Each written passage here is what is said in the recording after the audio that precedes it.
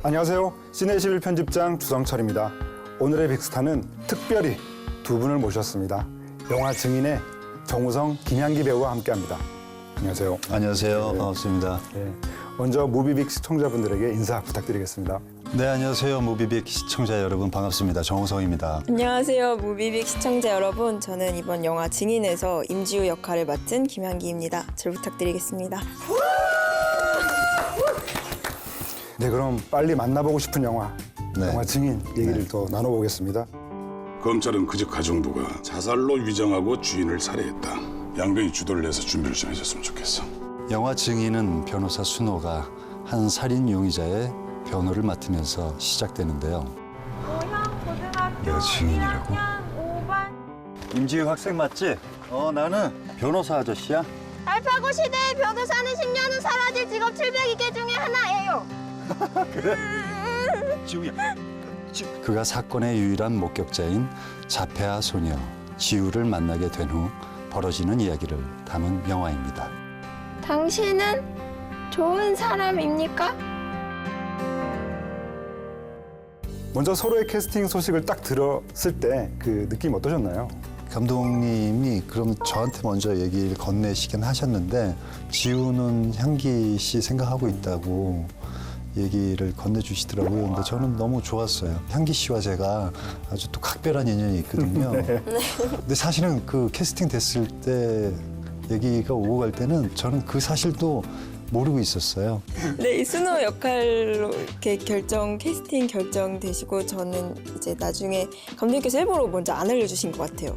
제가 정우성 삼촌만 보고 한다고 할까봐 일부러 말씀을 먼저 안 해주신 것 같은데 그 예전에 네 3살 때의 어떤 인연을 저는 알고 있었거든요. 그 전에도 엄마한테 들어서 되게 신기하기도 하고 일단 굉장히 좋았죠. 네. 그 각별한 인연이 뭐죠? 그 방금 이제 향기 양이 얘기했듯이 정확히 개월 수로는 29개월일 거예요.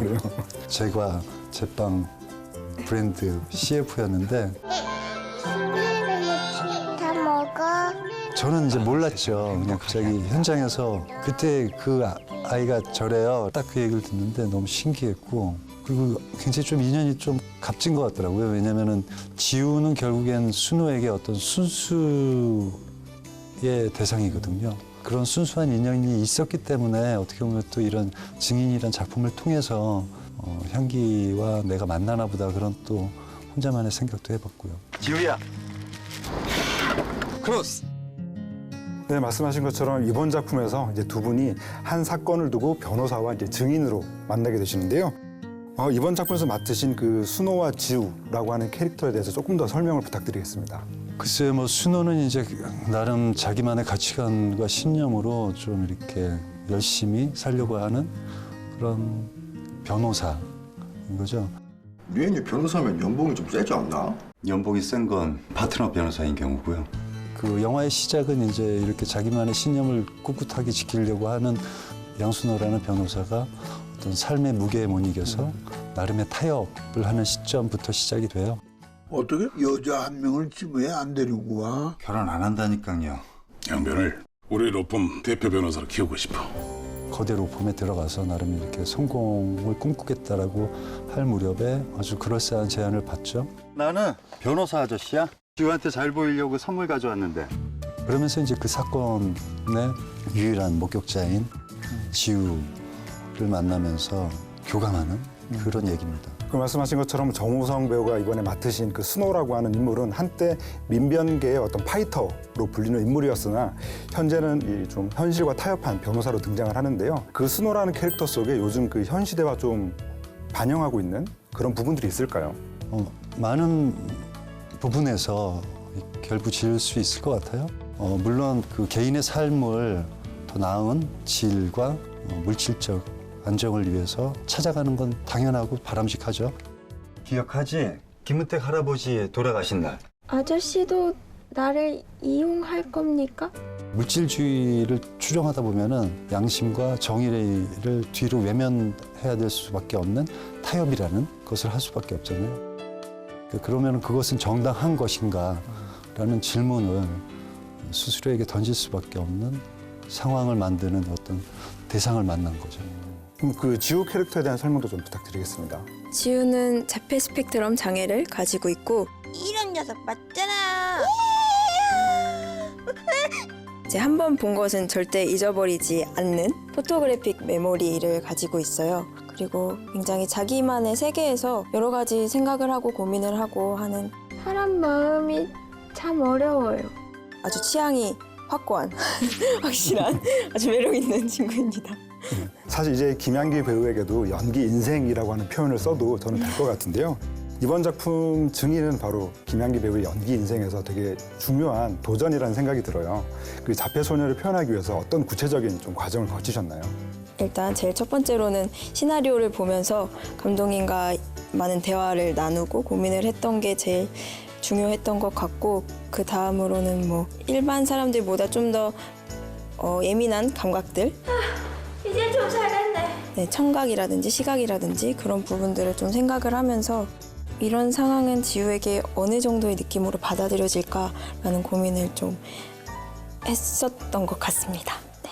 최근 정우성 배우의 어떤 작품들을 보고 있으면요, 이 인랑 강철비 그리고 더킹 아수라 같은 작품들이 장르성이 강한 작품들을 많이 봤었어요. 그래서 정우성 배우의 그 팬들의 입장에서는 이제 영화에서 정우성 배우의 그 웃는 얼굴 좀 보고 싶다, 이렇게 느끼시는 분들이 많을 것 같은데, 그런 점에서 이번 작품은 어떤 좀 차이점이 있을까요?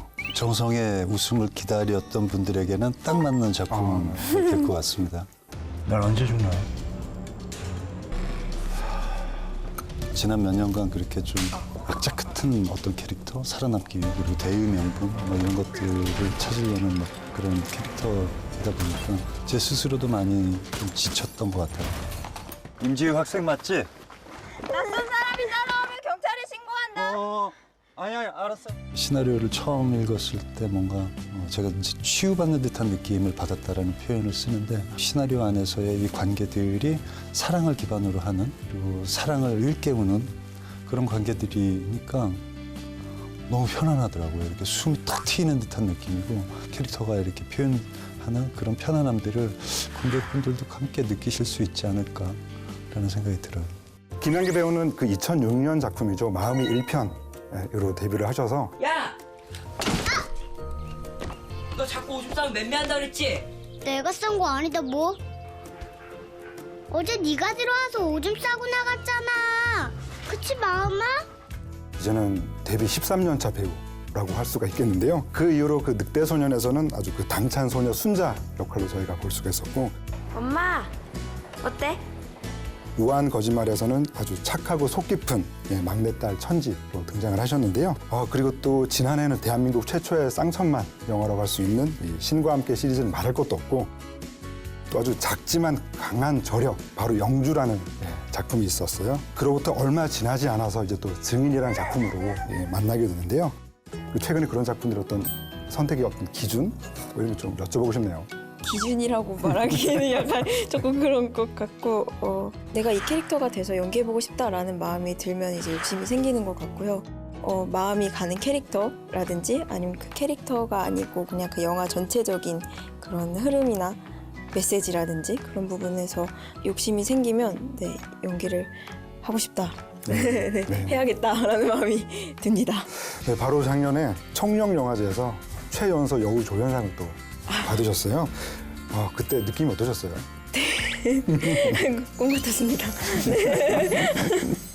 혹시 그때 그 수상하는 모습을 보고 정우성 배우 어떤 느낌이 드셨죠? 제가 뭐 함부로 이렇게 얘기할 수 있을지 모르겠지만, 사실은 연기 같이 할 때보다는 요새 이렇게 좀 홍보를 하면서 인터뷰를 할 때 배우 자신이 갖고 있는 내면의 얘기들을 이렇게 듣게 되잖아요. 어쩜 이렇게 향기가 잘 컸을까 그러면서 그러면서 오히려 이제 그 17년 전의 인연이랑 막 이런 것들이 더 신기하게 신비롭게 느껴지고, 속이 꽉 찬 잘 이렇게 성숙한 어떤 사람 배우가 되어가고 있구나. 괜히 제가 막 더 뿌듯하고 막 그런 느낌이에요 지금. 사실 김양기 배우는 수많은 영화에서 많은 남성 선배 배우들하고 작업을 하셨는데, 이번 작품 하시면서 이래서 정우성 하는구나 라고 느꼈던 그런 순간이 있으신가요? 저희 영화에서 순호의 캐릭터가 그동안 해오셨던 캐릭터들과 되게 좀 결이 다르고 다른 모습을 보여주실 수 있는 작품인 것 같아서 어떤 모습의 순호가 나오실까 되게 궁금했었어요. 근데 촬영하고 나서 부드러운 그런 카리스마와 부드러운 카스테라.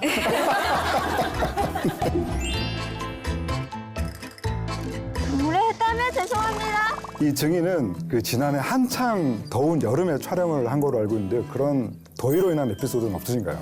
그 막 길거리에서 이제 순호가 지우랑 친해지려고 막 하굣길을 계속 따라다니는 그 장면을 연속해서 며칠 촬영을 했는데 근데 라면 먹는 씬 할 때가 제일 절정이었죠. 뭐 오뚜기 진라면. 아주 뜨거운 여름이었는데 그때 그 길거리에서 라면을 아주 맛있게 뜨거운 라면을 함께 먹어야 하는 그 장면 그리고 그 지우가 이제 개를 무서워하는 설정이 있었는데 막 왈왈 지저대는 개가 얼마나 더웠겠어요. 촬영 협조가 전혀 안 됐죠.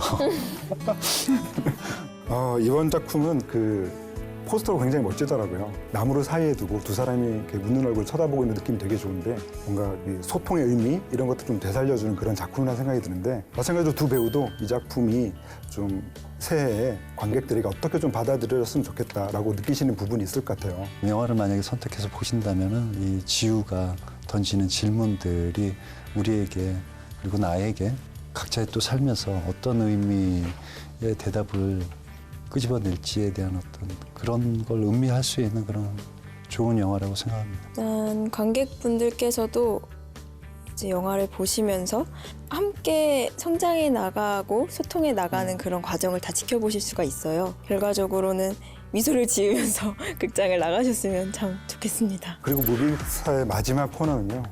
이 영화 좀 많이 봐주세요. 함부로 얘기하는 시간이 있거든요. 네, 바로 그 13초 PR 시간인데요. 이 13초를 두 분이 좀 나눠서 쓰셔야 될 것 같은데 네. 누가 먼저 이렇게 시작하시면 좋을까요? 13초가 지나면 여지없이 편집된다는 사실을 기억하시고요. 빨리 하겠습니다. 네. 하나, 둘, 셋, 시작. 네, 저희 영화 증인 2월 초에 개봉하는데요. 아주 마음이 따뜻해지는 여러분께 의미 있는 영화라고 생각합니다. 네, 올겨울 추운 겨울인데요. 가족분들과 함께 설 연휴에 극장 찾으셔서 따뜻함을 느낄 수 있는 할 말은 다 했어요. 네, 오늘의 무비빅스타 정우성, 김향기 배우와 함께했는데요. 오늘 함께해 주셔서 감사합니다. 네, 영화 증인 올 2월에 극장에서 만나요. 만나요.